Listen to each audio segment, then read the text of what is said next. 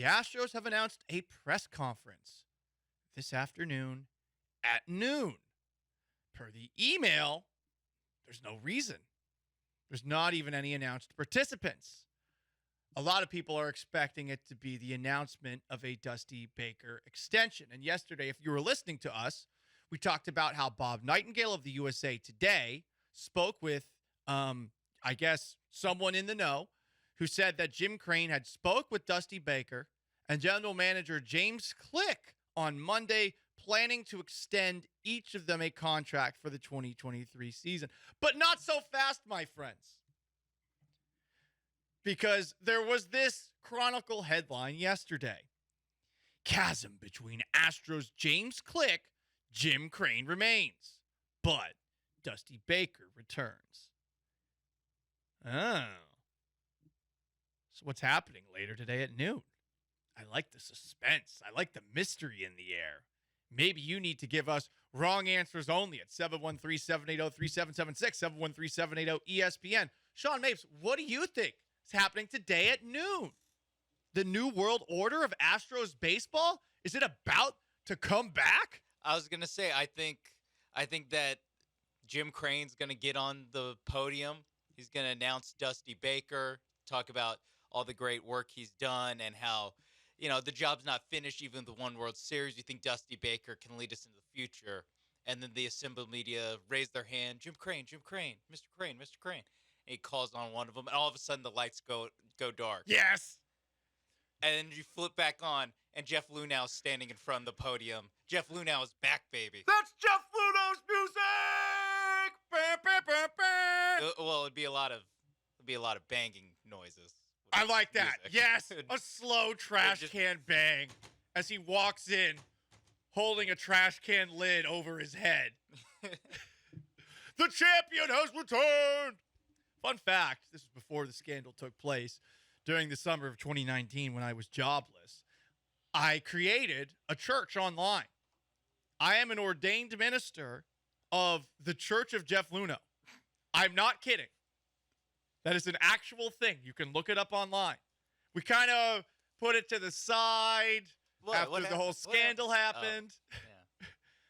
I don't know. Maybe I need to go online on Amazon and buy some robes? Yeah, some priestly decor to bring it in. Say Jeff Lunau gets introduced later today. I want to focus on this article for a second. That headline is juicy, and maybe Chandler Rome's a bit of a bleep stirrer. Whatever the case, he clearly is under the impression that there's a lot of uncertainty with James Click's future. I think Chandler's out in Las Vegas for the general manager meetings and highlighted this. Click's contract expired on October 31st. Click wouldn't say whether he approached Jim Crane at any point during the season and sought a contract extension. All he'll say is that he is in discussions about his future. His contract expired on Halloween, but he won't be at this announced press conference, said Click per Chandler Rome. I have very little information on the press conference tomorrow. At no point has anyone told me that the press conference is any sort of deadline for my situation.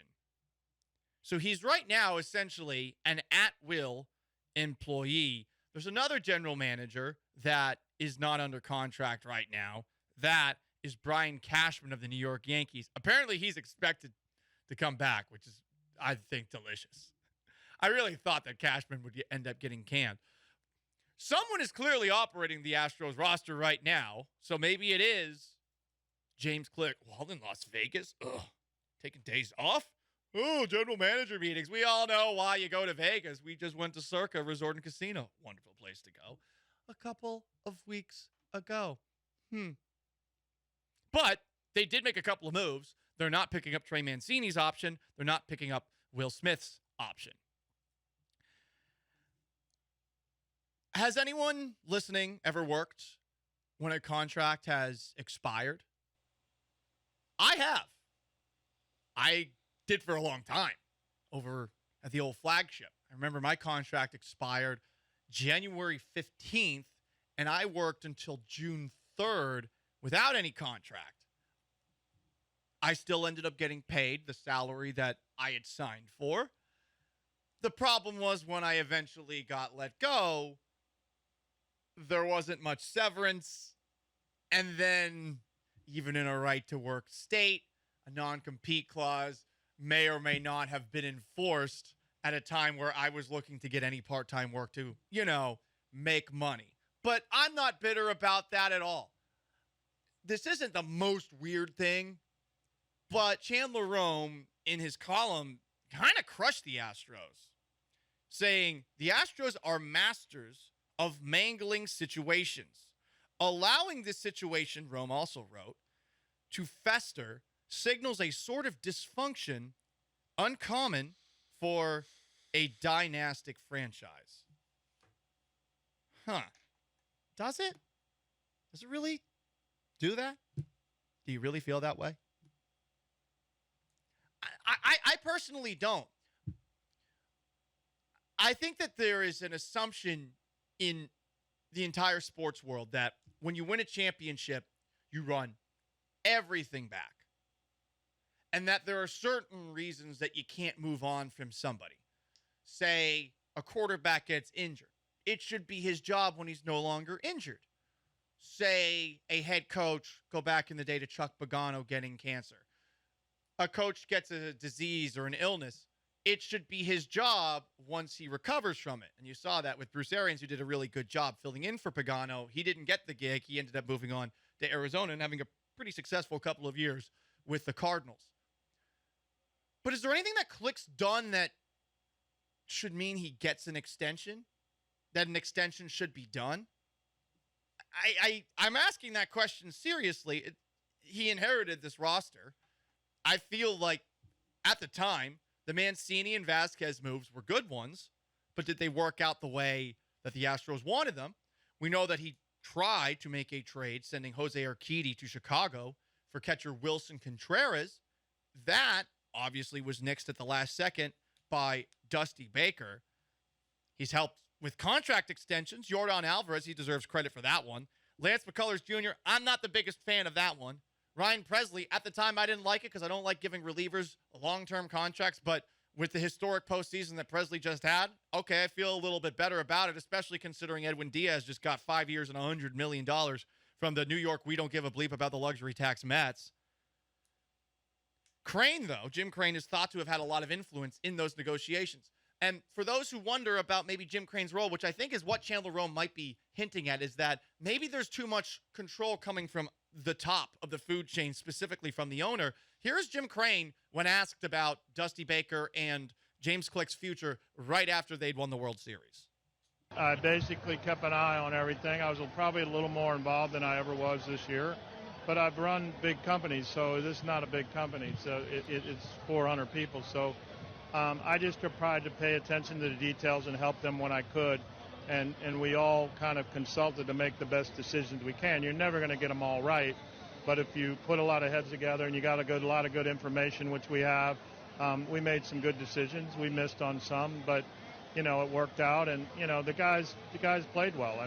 I like Crane as an owner. I do. He's been the best one in this city in quite some time.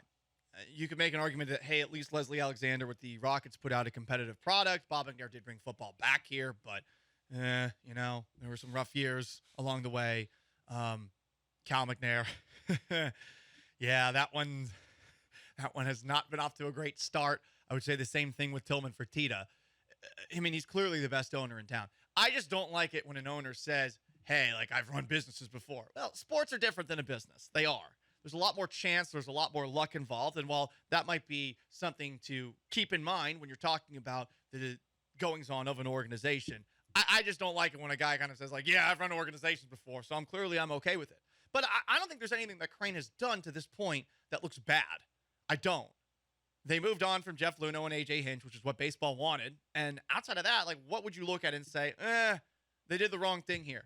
Letting Correa walk? That's worked out. Jeremy Pena.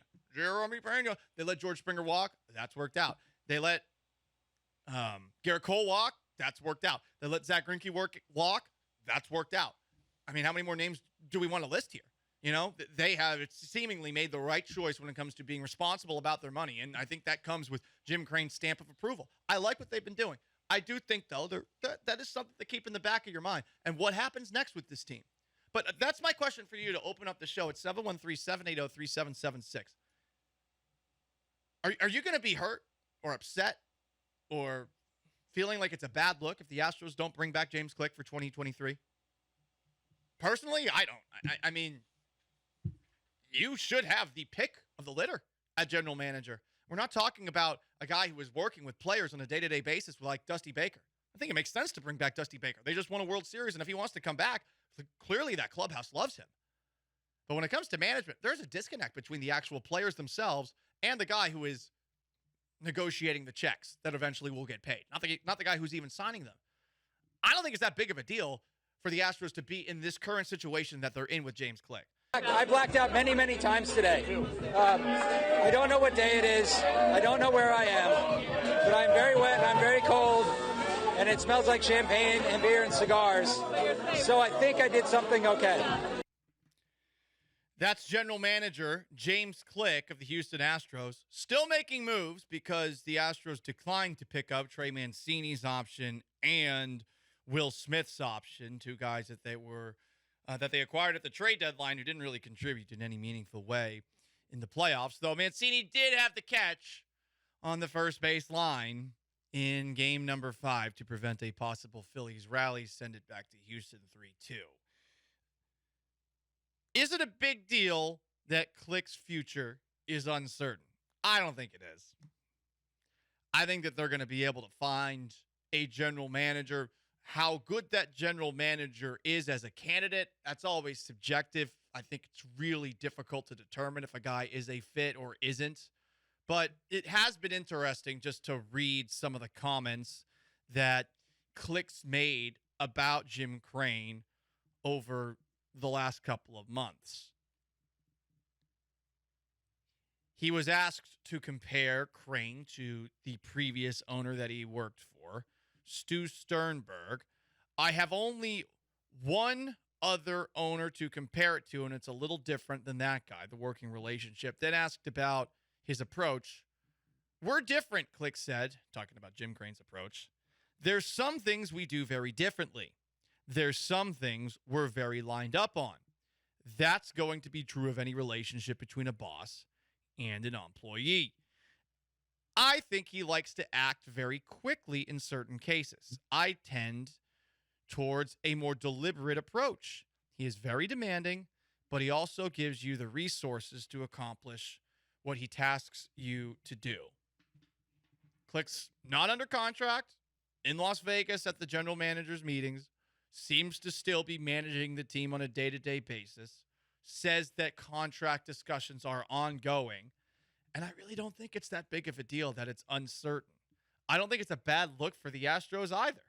I think you had to know by the end of the postseason whether or not the moves that Click made at the trade deadline were going to work out. And specifically just pointing to the 3 moves that took place. Okay, Vasquez couldn't crack the lineup very often because of Dusty Baker's love of Martin Maldonado. The Wilson Contreras trade got nixed. You can't really hold that against James Click. You would think it would work out, but Will Smith stunk when he was here, and Trey Mancini was in a massive slump for the majority of his time here. So if we're judging Click off of that, it's not looking good. And what else are we judging Click off of? Are there alternatives that maybe see more eye to eye with Jim Crane? And is it a better thing for the Astros to have a guy who does see more eye to eye with Jim Crane?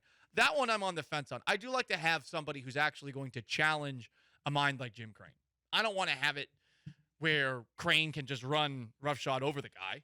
You know, I would like there to be a little bit of a back and forth. You don't want him to fall onto the Jerry Jones school of owning a franchise. 100% Sean Mapes behind the glass. That is a great point.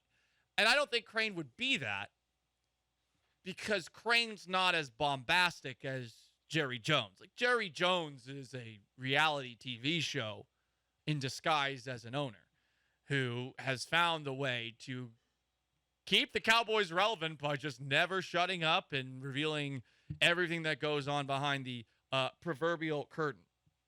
So do you think it's a bad look for the Astros to be in this situation that they're in with James Click? I don't know what alternatives that they would have at general manager, but I really don't see this as the issue that at the very least Chandler Rome sees it to be in the Houston Chronicle with the way that he is writing about it.